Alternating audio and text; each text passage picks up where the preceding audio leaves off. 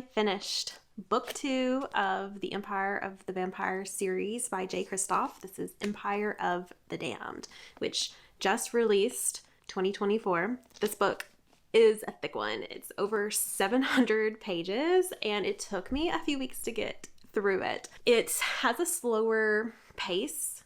I guess it's very similar to how book 1 was. It's just hard to sit and devour in big chunks of time, so I kind of spread it out and read the different chapters and sections over several days. And there was a little bit where I had to put this book in time out because it was brutal. This world is no joke. It is an adult fantasy series that centers around vampires essentially plaguing the land. And they aren't your sparkly vampires of Twilight. These are absolutely vicious, brutal, ancient, have lived hundreds of years, and honestly, they just see people as food. In this specific book, we get to see more of the Devok family of vampires, and they are no joke. They are probably the most brutal vampires of the world, I think. And they see humans as cattle and treat them as such. I'm telling you, it was just heavy on the gore and the violence. It was intense. This was not an easy read for me. I don't tend to read books that have a lot of gore, and I don't do well with books that have like intense animal death. This one had animal death in it. It had intense gore, and honestly, the people were treated like humans. Totally said that wrong. People were treated like animals left for the slaughter at different points in this. It was heavy. One of the things that I didn't expect, I did not know, is that you get a new POV in this book. So the first one is completely from the main character Gabrielle's point of view. This one we get another one. I'm not going to say who because I'm going to keep this spoiler free. But we get a new POV, which I was very excited for when it happened. In retrospect, I don't think I liked that POV as much because Gabrielle just has a humor and lightness in his own personality and the way he tells his story that it brings a little bit of lightness to these heavy themes. Whereas the new point of view that we get is a bit more serious. So you lose some of that lightness. And I think that's what made specifically book 3. This book's divided into books instead of parts.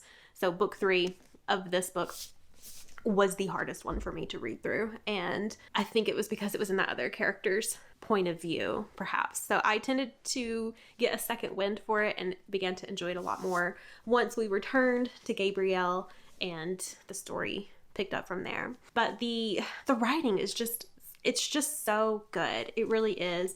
And I really enjoy that this one has so many illustrations throughout. I tabbed the book, as you can probably see here. I marked some of my favorite quotes, and then I tabbed all of the different illustrations. They are just absolutely gorgeous. I wish that I had all of the illustrations in full color. That's like what I wish I could have. But I understand like printing expenses and why they didn't do that in all of them. And that said, I think the illustrations just add a whole new level of the experience to reading this one. So yeah, will I ever reread this book? No, it was too much for me. It really was heavy. Am I glad I read it? Yes, because I loved book 1. I'm committed to these characters, and I am dying to see how they wrap it up in book 3 with the final one. This will live happily on my shelf, but I will not be doing this on a reread unless I really just want to torture myself. So it was just a lot of drama. It took me several days to come up with a final rating for this, and I think for me it's going to be a 3.75 star. And this doesn't discount, I mean, the level of writing is 5 stars for sure. But whenever I review books, I kind of review them based on my own personal taste and reading experience. And so for me, this lives at a 3.75, but just know that the writing in it, and if gore does not bother you, intense violence does not bother you, and you're like, give it to me, I want it dark, I want to be disturbed, I want to be traumatized, and that's your jam, no judgment, that could totally be your jam, then this book, you will love it. If you're a little squeamish like I am, you can still enjoy it, but just proceed with caution, and if you have to set the book in time out and read something light and fun, you can do that, which is what I did. Or even better, if you have friends that can read it ahead of you and let you know, what parts you can miss out on. You could do that. But anyways, Empire of the Damned by Kristoff, 3.75 stars. And I would be remiss if I did not talk about my favorite character of this book. which was a dusk dancer.